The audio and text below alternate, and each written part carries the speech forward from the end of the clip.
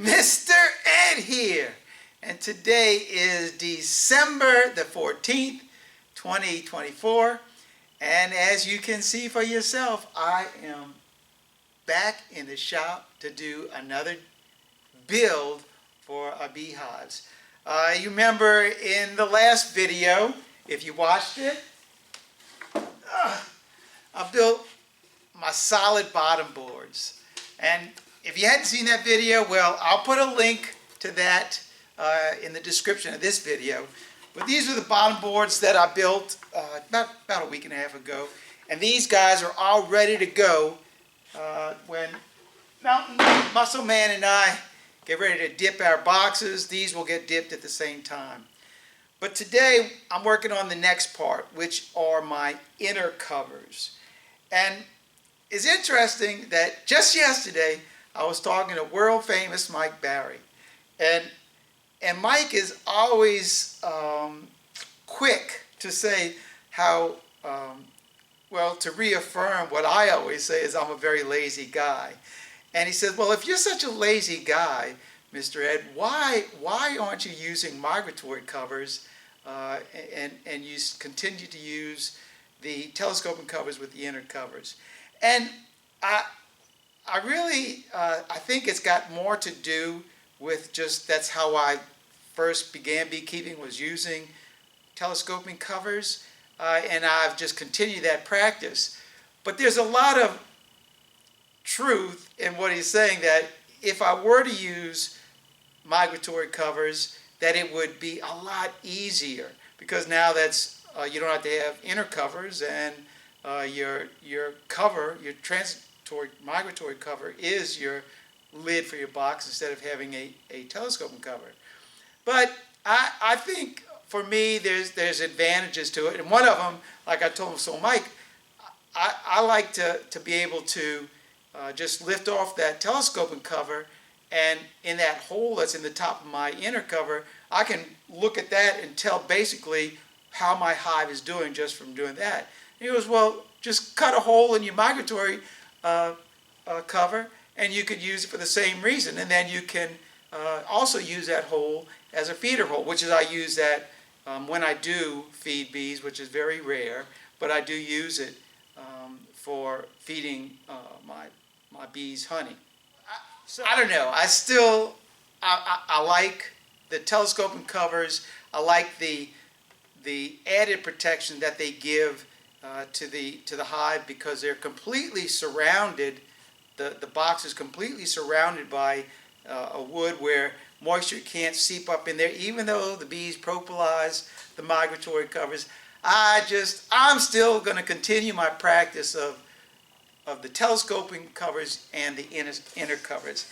And these are the inner covers that in this video that I'm going to show you how I make. Now, there's a number of ways to build an inner cover, and I have found that over the years that this particular way that I do it works best for me, because I've found with other inner covers I've had issues, particularly with hive beetles. Now, if you're in an area that doesn't have a lot of hive beetles, well, those covers would be fine for you.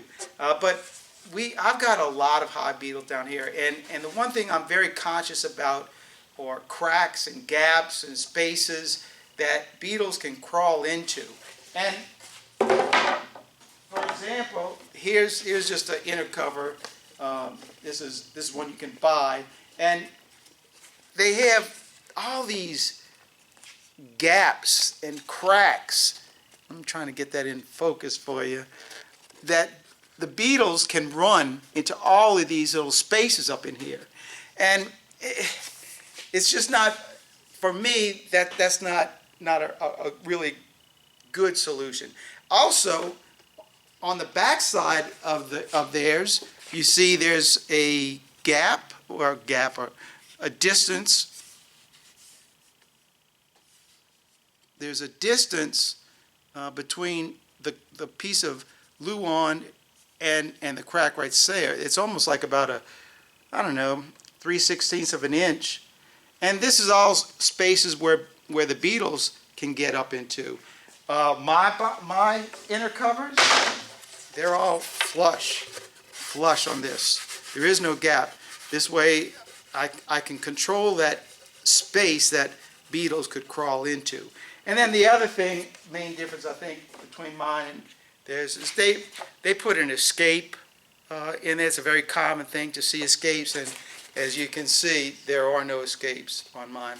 I don't think it's necessary. It gives other bees an opportunity to get inside your hive. This way, using this, there's no way they can get into it. These inner covers are extremely easy to build. And you don't have to have all this expensive equipment to do it. It's very simple. And let me show you. The sides, the edges of the cover right here, this is what they look like, just like this. And you can see how there is a dip down right in here, and a shoulder right here, and a shoulder right here. And that space right here is where our piece of Luan goes into it. And as you can see, it fits flush to the top right here. Now, yeah, we do have a space right here, but this is the upside of the cover, because actually it's going to be sitting on the box like this. So you have a space right here, and this space right here, the beetles will crawl up through that hole and get into here, which is why you always have bees on the top of your inner cover, because they've already pushed bees up, and the beetles are walking around in here, and so you have guard bees sitting on top of here. So this is the piece that we are getting ready to make this morning. And that piece is made very simply by using a shaper. And the bit that I'm going to be using is this. It's a 3/4 inch bit. That's all it is, straight bit. This is used to make plows for cabinets. Very common bit, very common bit. And as you can see, if I can put it on here correctly, the bit just simply, as a piece of wood passes over the bit as it's in the machine, it creates that plow right there. So it's just one bit set in your shaper, set at the height, which looks like it's about 3/16 of an inch, and you just run your board through. And what boards we're using? Well, that's why I went to the lumber yard and picked up all of this cypress. Now I don't know how many boards I'm going to wind up making on this.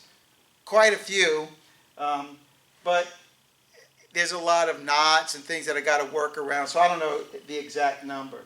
But we are going to be, I am going to be running, the first thing, running all this stuff through our sander to get it down to exactly 5/8 of an inch, because right now it's like, it varies between about 3/4 to 5/8, so it varies a little bit, and I'll get all this down to the same height so that I will achieve this distance right here, which is 5/8. I want to get 5/8 on that piece right there, and that way when I run my router bit, and they're 1.5 inches across, and I run my 3/4 inch bit, which is half the distance, so it's 3/4 of an inch of a shoulder here and 3/4 of an inch right here. Then, wait, I got to go get my other piece.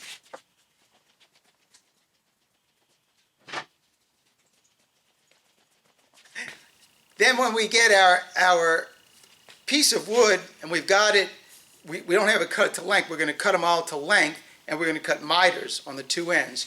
And when we join our miters together, when you put the miters together, then you can see this corner, if I can hold these things, this corner that is formed. And that is the corner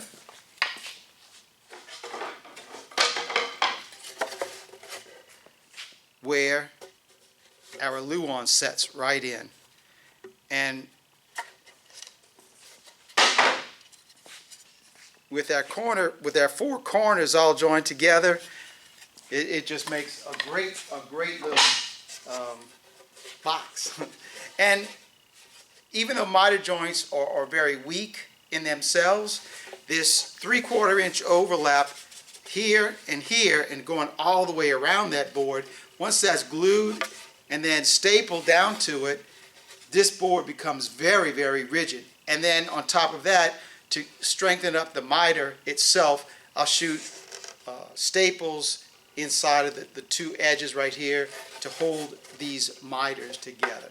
So it's a lot of stuff, but then again, building, anytime you build stuff, it's a lot of stuff. But by the grace of God, I'm going to get these pieces of wood.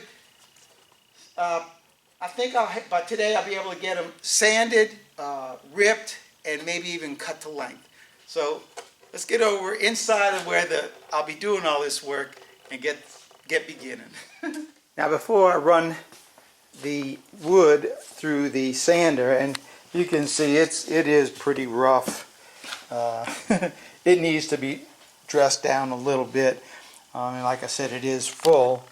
But I've set the sander right here, and I've already set it. And like you can see, here's how the wood looks prior to me sending it through the sander. And then after sending it through the first time, it comes out very nice and smooth. So our sander is set for our first pass. We'll make 2 passes on the wood. The first pass will get it down to this, and then our second pass should clean this board up. Well, I have to say, that stuff ran very, very nice. It's all cleaned up really well on both sides of the boards now.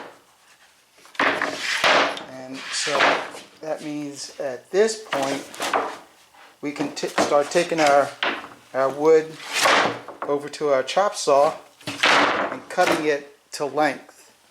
And the lengths that we're going to be cutting it will be from this distance to this distance, which is,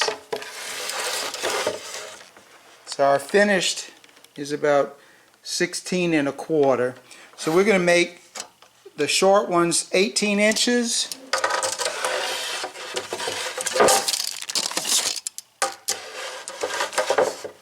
And we're going to make the long ones, let's go 21 1/2. So 18 and 21 1/2. We're going to go set our stops and start cutting this up kind of randomly to those lengths. I've got all the pieces of lumber now cut to length, and as is very often the case with me, I change my mind as I go. And when I was cutting the wood, and there was checks and knots, and I said, well, you know what, let me just cut them all to the same length. So I cut them all to 21 inches. I cut them long, because if you cut them short, you can't grow them anymore. But if I cut them long, I can cut them short afterwards. So I cut everything to 21 inches, and that way, as I rip them, I'll be able to figure out I need 2 for the long side, 2 for the short side, and I can figure that out as I go. And it's just a lot easier on my brain figuring this stuff out if I just cut them all to the same length. We're only talking 2 inches regardless, so it's not like that's a lot of difference. So the next step is to run our wood on the joiner to get a good clean edge, so I can take that edge, bring it over to the table saw, and start ripping these things to 1.5 inches. So I'm going to turn on our joiner, and we're going to start joining. And this is all it is.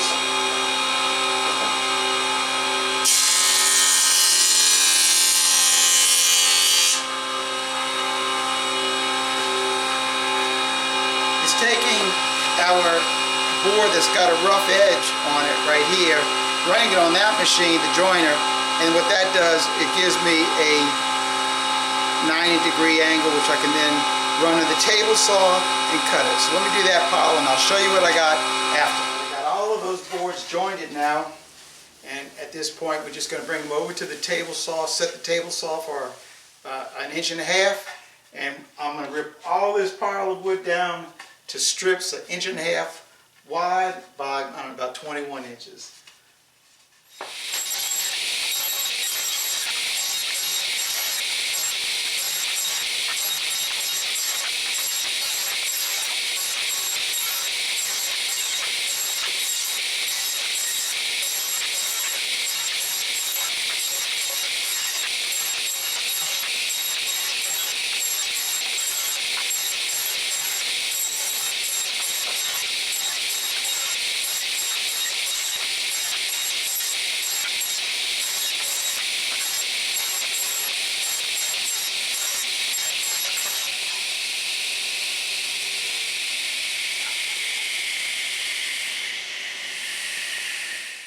Well, that is quite a little pile of sticks.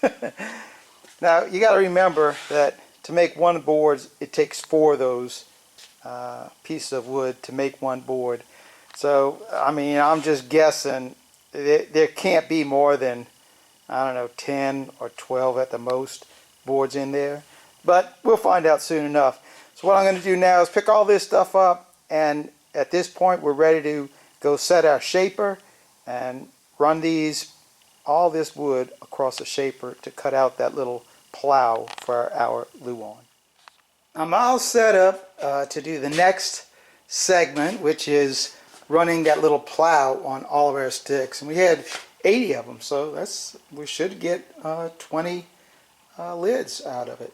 And this is the setup that I've set on the shaper, and there's our 3/4 inch bit, and all it is I take, and I've already run this one because that's how I set it.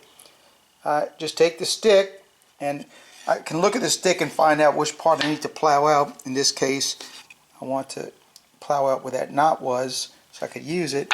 But we just take our piece of wood, place it up against our fence, drag it over the cutter right there, and then once it gets to that point right there, I can then place this little pusher.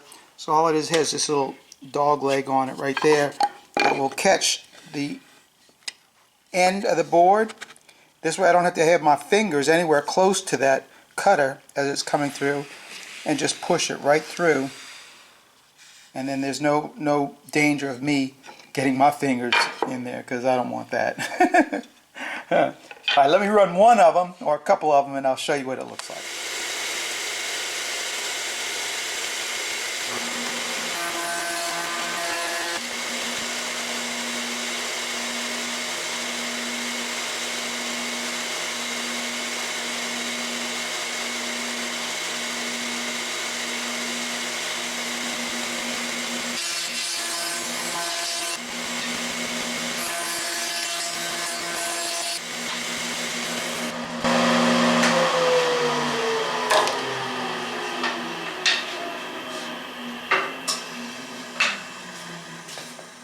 Alright, so there you have it. It's very simple, and with that push stick that I've got on there, there's no danger of me getting my fingers cut. That's a pile of sticks right there. Let me get to it. And here we have it. All of our ducks all lined up, huh? Every one of these is now shaped to receive our luan. And now the next step is to head over to the chop saw over there, start cutting our miters. The setup that I have with our chop saw. On our chop saw, we have these movable stops right here, and we have 2 of them, so I can do a long length and a short length, and I can do a repeatable process over and over again. It's going to be exactly the same length of material as long as I'm touching on this end right here, the saw blade is going to cut at that point and it's going to be correct. So the process that I'll be doing is I'm cutting the wood from the same, using this angle 45 right here. So in other words, to do that, I'm initially going to have to flip my piece of wood over, and then I'll make that cut, and then once I make that cut, I have to flip it back over again, slide it down until that point hits that shoulder right there. And at that point I can hold against the fence, bring down my saw, and it's going to cut that piece of wood right there. So that's the process. So these are our long ones set for that one, and then here's our short ones set for that one.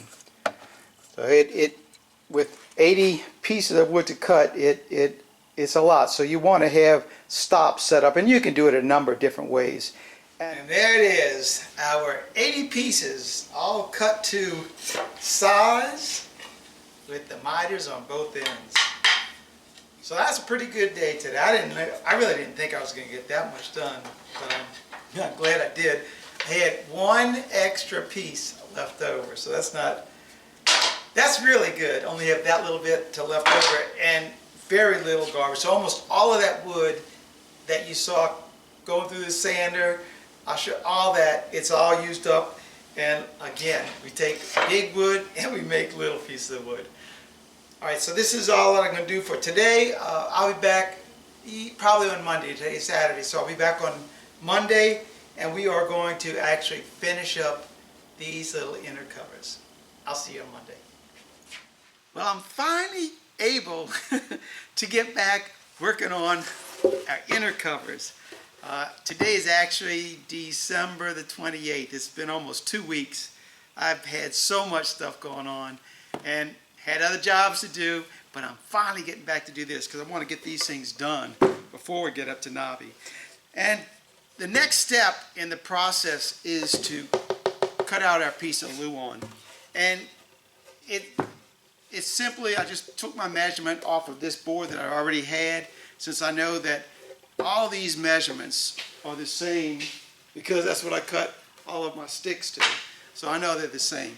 And for the Luan that we're using, this is just a piece of drop-off from our making of the caskets. And this stuff is great because it works out perfect as far as the dimensions, because the dimensions that I need to cut this piece of material, I think that's 18 3/8 by 14 5/16, something like that. And it turns out that the width of this board right here is like 18 1/2, and then I can get 3 or the 14 and whatever measurement this way. So one piece of this wood right here, I get 3 of these from. So that's the next step. I'm going to go ahead and cut up all of our pieces to make our actually lid part of our cover. So let me go ahead and cut all those things on the table saw, and I'll show you what I got afterwards. With all of our plywood now cut to size, length and width, now comes the fun part of the build. That is the actual assembly of the unit. And it's at this point, with your plywood cut, you could at this point go ahead and cut your circle, but I just wait till I do the whole thing and then cut the circle, the last thing. The tools that I'm going to be using to assemble the inner cover, I'm going to be shooting 2 types of staples. The first one will be a 3/8 by 1/2 inch staple. Yeah, I can't show it to you, but that's what it is. And then the other one is a 3/8 by 1 1/4. The 1 1/4 is going to be used to staple my corners together. I shoot one in the bottom of it and one in the top of it so that the staples don't hit each other. And the 1/2 inch staple is going to be used to shoot through the plywood into this ledge of the piece of wood right here. And this is going to secure the plywood Once it's got the glue in it, it'll secure that on there. So those are two type of staples that I'll be using. The glue, Tight Bond 2 or 3, as long as it's water resistant. This is what we have in the shop, so that's what I'll be using. So that's all there is to assembly, and I'm going to get the camera real close and show you the process of how I put these pieces together. So you notice I use a piece of plywood to actually assemble the lid together because I want to have a hard surface when the two corners meet. This way I know they're going to be on this part right here, they're going to be flat. And at that point I know that everything is going to be level. Our corners, when they line up, our corners are going to be tight as well as flush, and that's what's really important when you're doing this. You don't want to have this stuff being offset, and you want it all flush. That way your piece of Luan is going to fit flush right inside of this area right here. So I use this piece of plywood for that. So the first thing that I'm going to do is put glue in between the joint, and then once the glue is in the joint, I'll bring my corners together, and once they're together, I push them over to the edge, and I use the 1¼ inch staple that I'll staple one through the top up here. I put a staple right at this point right here, and then on the other side I put a staple down here. This way one is low and one is high, and this way they're not going to cross, they won't hit each other inside of there. Because remember, we only have 5/8 of an inch, so you got to kind of get them close, but you just don't want those staples to hit each other. And since they're so long, they will. Add our little glue, and I don't put a whole bunch in there, and I don't even worry about spreading it around, because I know once I squeeze these together, they're going to spread that glue around. Now I check to make sure that my corner, my inside corner, is lined up.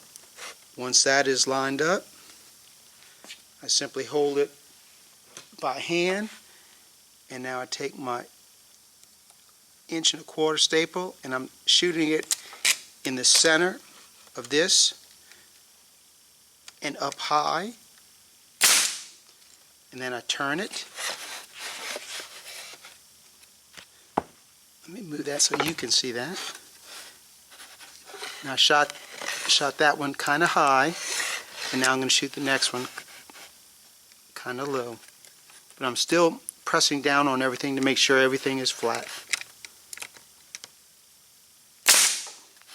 So you have one high and one low, and everything is flat. So now we're going to go around and do the other 3 corners.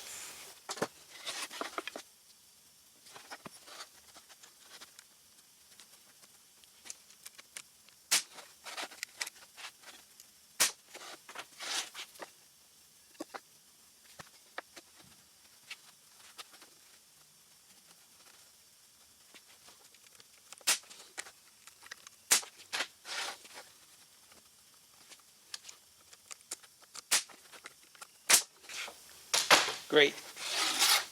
The next step, we're going to take our piece of Luan and put it right in the space. And you'll see how tight that is. And because we really don't want any cracks along this. And also, you know that as tight as that fits, our inner cover is going to be very, very square. So before we do that, we're going to put a bead of glue. I'm just running it on the center of this 3/4. That way when I push my plywood down, I know that glue is going to spread evenly all along it. Once our glue is down, take our piece of plywood and set it in there. And now get our, now we're shooting the little staple, the 1/2 inch by 3/8 inch. And I use the edge of this cut right here as a shoulder to push my gun up against. That's all I do. And I'm going to put a bunch of staples in it.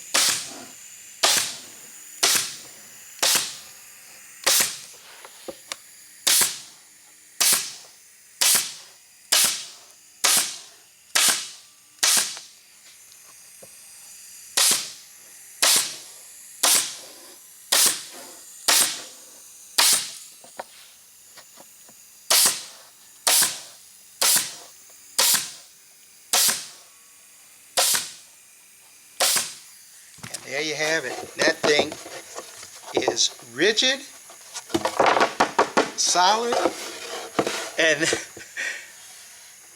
these cracks are so tight, there is no way a hive beetle is going to be able to hide up inside of this stuff. And any of this little tiny cracks like right here, they'll propolize this stuff, so there's no way that a hive beetle can hide in any of that. So that's it. Let me go ahead and assemble the rest of these things, and I'll show you my pile afterwards. And here we go.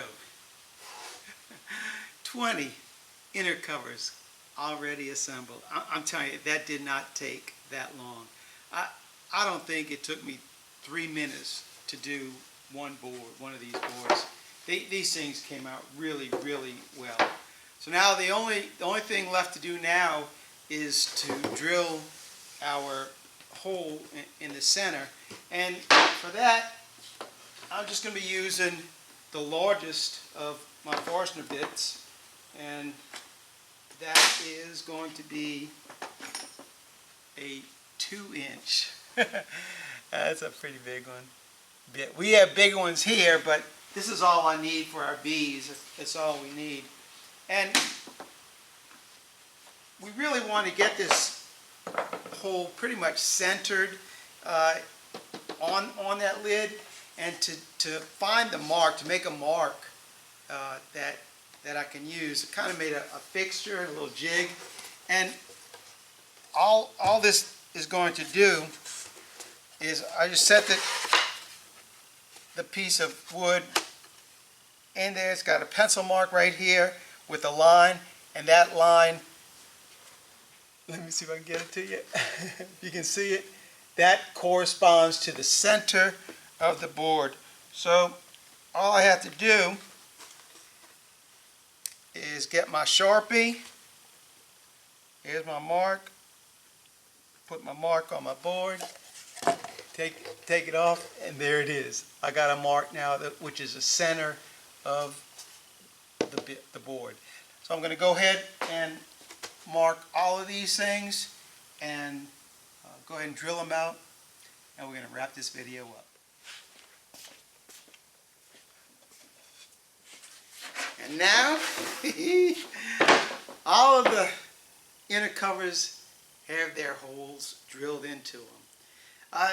I guarantee after I got the covers marked with the Sharpie and had the drill press set up with the bit in it, it did not even take me 10 minutes to do this stack of boards. Really, really quick and easy.